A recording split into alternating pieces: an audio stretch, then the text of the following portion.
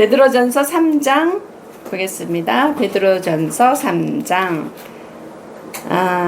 1절에서 4절 제가 읽겠습니다. 아내들아 이와 같이 자기 남편에게 순종하라. 이는 혹 말씀을 순종하지 않는 자라도 말로 말미암지 않고 그 아내의 행실로 말미암아 구원을 받게 하려 함이니 너희의 두려워하며 정결한 행실을 봄이라.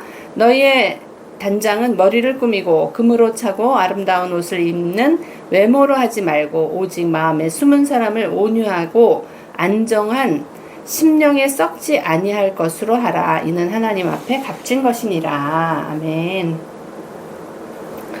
네, 오늘 이 말씀을 보는데 사실은 제가 본 말씀은 오직 마음에 숨은 사람을 온유하고 안정한 심령에 썩지 아니할 것으로 하라. 다시 말하면 온유하고 정숙한 영에 썩지 않을 장식으로 마음에 숨겨진 사람을 단장하라는 얘기예요. 하나님 보시기에 매우 값진 거라는 거예요. 그러니까 우리의 마음에 숨겨진 사람이 있다는 거예요. 마음에 숨겨진 사람, 우리가 속사람에 대해서 얘기하잖아요.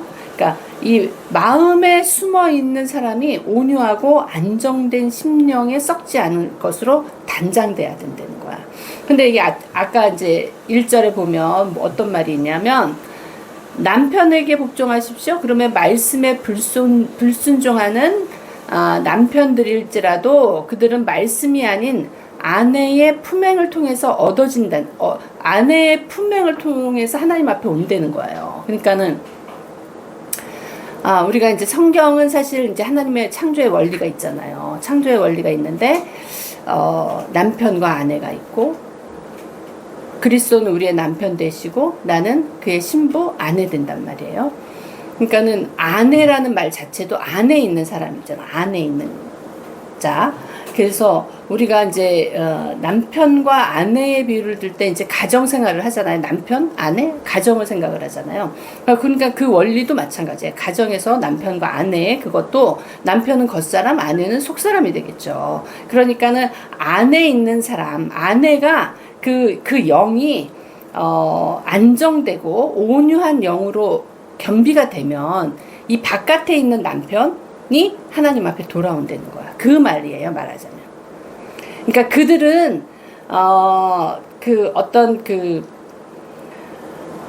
그들은 말씀이나 뭐 이런 걸로 인해서 돌아온다는 게 아니야. 여기에 말에 의하면. 그게 아니라 아내를 보고서 아내가 어떻게 행동하느냐에 따라서 돌아온다는 거야. 그러니까 이 속사람이, 아내는 속사람이 됐잖아요. 이 속사람이 어떤 행동이 나와, 행위가 나와. 그 어떤 품행이 나와. 그런 거는 이 속사람이 완전히 하나님의 사람으로 변하지 않으면 이 행동이 바뀌지를 않아요. 그러니까는 아내인 내가, 그러니까 우리 모두가 그리스도한테는 아내예요. 여러분, 남자든 여자든 상관없이 그리스도한테 우리는 다 아내야. 안에 있는 속사람이야.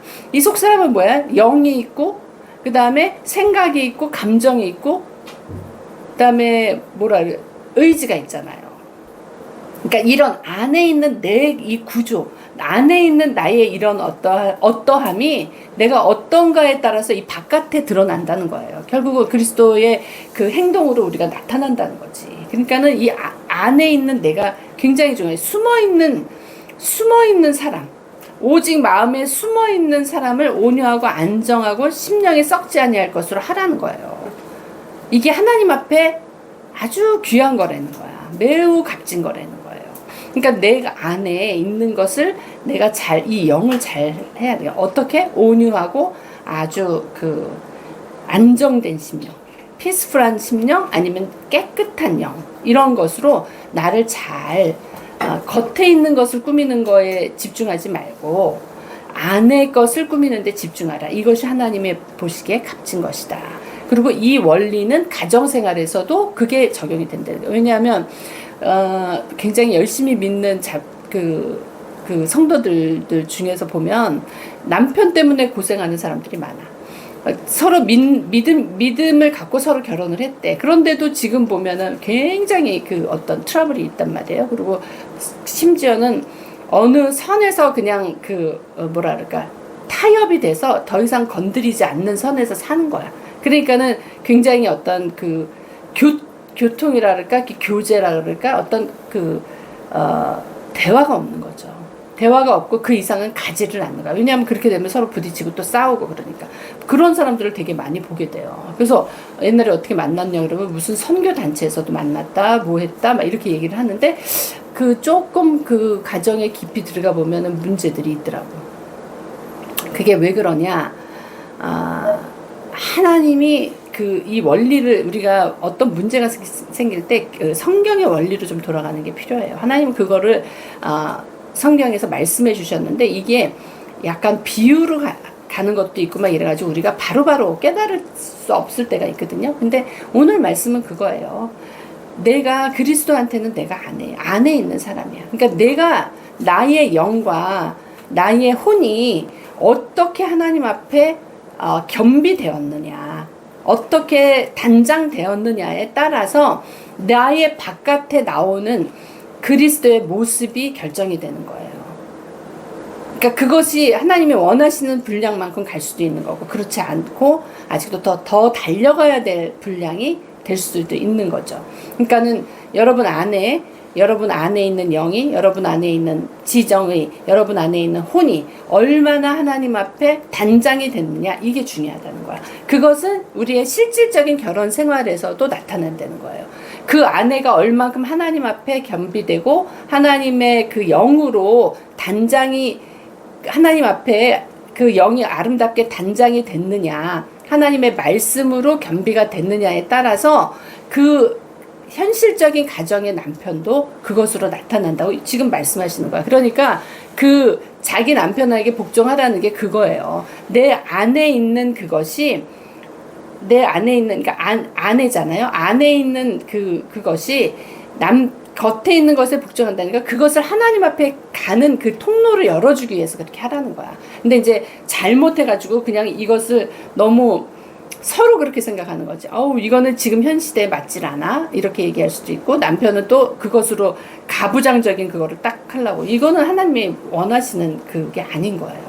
하나님이 원하시는 거는, 왜 빌립보서 2장에 보면 예수님이 우리에게 어떻게 하셨어요? 자기 몸을 비우사, 완전히, 낮춰지셔가지고 죽기까지 순종하시는 그 그리스도의 모습을 보면 남편들이 절대 그렇게 얘기할 수가 없는 거죠.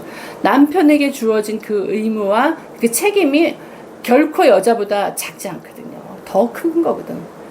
그렇기 때문에 이게 남편과 아내가 하나가 돼. 예수님과 그리스도와 내가 하나가 됐을 때 온전한 것이 이루어지는 거예요. 그것에 대해서 얘기하는 거예요. 그러기 위해서는 안에 있는, 숨어 있는 사람, 나의 속사람, 아내인 우리가, 그리스도의 입장에서는 우리가 다 똑같이 다 아내예요. 숨어있는 사람이, 이 사람이 어떻게 얼만큼 변했느냐에 따라서 내가 드러나는 그리스도의 모습이 결정이 된다는 거야. 그러기 위해서 우리가 하나님의 그 어떤 경륜, 하나님의 어떤 뜻, 이런 것을 이루기 위해서는 말씀에 순종을 해야 되는 거예요. 근데 이거를 너무 문법적으로, 너무 율법적으로, 어떤 교리적으로 이런 거로 받아들이니까 이게 너무 딱딱하고 역사가 없는 거예요.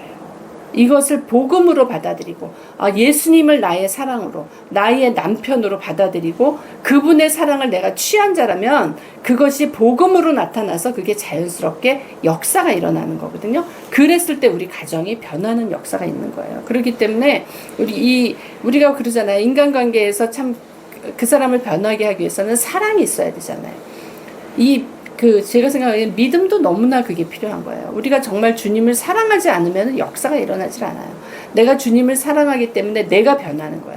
내가 주님을 사랑하기 때문에 그 말씀에 따라가게 되는 거예요. 그 말씀을 따라가는 게 나에게 기쁨이 되는 거예요. 이렇게 됐을 때 우리가 그 복음의 그 역사가 일어나는 거예요. 나로부터, 우리 가정으로부터 나의 주변 사람까지 다 나로 인해서 그 숨은 사람의 온유함과 안정된 심령에 썩지 않아야 할 것으로 변해가는 거예요. 그 겉사람도 변해가는 거예요. 그런 겉으로 나타나는 그 사람도 변해가기 때문에 이것이 하나님 앞에 값진 거예요. 왜? 하나님은 우리를 통해서 영광 받기를 원하시는 거예요. 우리의 이 변화된 심령, 그 영으로, 혼으로 하나님 앞에 어떻게 표현되느냐에 따라서 하나님이 영광을 받으시는 거예요. 그러니까 빌립보서 오늘 그것도 읽어보니까 그 말씀이 나오더라고요. 빌립보서 모든 입으로 예수 그리스도를 주라 시인하여 하나님 아버지께 영광을 돌리게 하느니라. 우리가 주 예수님이 나의 주님이십니다. 주님은 예수 그리스도십니다. 이렇게 주라는 거는 나의 주인이라는 뜻이잖아요. 그분이 나의 주인이십니다. 이렇게 선포하는 게 그것이 하나님께 영광이 된다는 거예요. 하나님께 영광을 돌리는 거라는 거예요. 그러니까 우리가 정말 예수님이 정말 나의 주님이십니다. 예수님이 정말 나의 주님이시기 때문에 내가 그 말을 할 때 하나님이 영광을 받으신다는 거예요. 왜? 하나님이 그 뜻에 의해서 그것을 이루어 주신 거잖아요. 예수님이 나의 진정한 주님이 되는 것을 하나님이 그 과정을 다 허락하셨고, 예수님이 그 과정을 몸소 이 땅에 오셔서 다 체험하시고 십자가에 달리시고 이런 과정을 다 거치시면서 우리의 주님이 되신 거잖아요. 우리를 구원하셨잖아요. 그러니까 그 모든 것을 주님입니다. 주님이 예수 그리스도가 주님입니다. 나의 주님입니다. 이렇게 할 때 하나님께 우리가 영광을 돌린다는 거예요. 이건 하나님이 하셨습니다. 이렇게 얘기하는 거랑 똑같은 거예요. 근데 그 과정에서 내가 정말 이 주님 예수님이 나의 주님이십니다. 이거는 내가 속으로 진짜 너무나 인정하는 거잖아요. 속으로 너무 인정하고 정말 주님이 나의 하나님, 나의 예수 그리스도십니다. 주님이십니다. 이렇게 우리가 고백을 할 때 하나님이 영광을 받으시고 하나님과 내가 영이 하나가 되니까 그 영이 바깥으로 드러나는 거죠. 내가 정말 이 속에서 우리가 누구를 너무 좋아해도 이 속이 아린다 그러잖아요. 정말 속이 아릴 정도로 내가 너무 사랑하는 그 마음이 있어. 그러면 이 속이 아린다 그러잖아요. 우리가 겉에서 막 이루지는 않잖아요. 진짜 내 속에 진심으로 내 영이 내 감정이 정말 진심으로 그걸 원할 때 이 바깥에 표현이 되는 거잖아요. 그래서 왜 그런 말 있잖아요. 사랑하고 굴뚝에 연기 나는 거, 감기 이런 것들은 숨길 수가 없대잖아. 이 겉으로 표현이 되니까, 겉으로 나오니까. 이 사랑하는 마음이 생기면 이게 사람이 얼굴이 밝아지고 괜히 웃는다거나 이런 그런 좋은 마음이 이렇게 표현이 되잖아요. 이 겉으로 나오는 거야. 우리의 안에 이런 심령들이 그렇게 하나님의 것으로 속사람이 변해됐을 때 우리의 겉으로 예수 그리스도가 표현된다는 거예요. 그것을 알았을 때 우리가 정말 하나님께 영광 돌리는 삶이 되는 거예요. 우리가 몸으로, 생각으로, 마음으로 정말 주 예수님을 나의 그리스도 예수라고 시인할 때, 주님이라고 시인할 때 하나님께서 영광 받으실 줄로 믿습니다. 우리 모두 그런 삶을 사는 복된 삶이 되길 예수님 이름으로 축복합니다.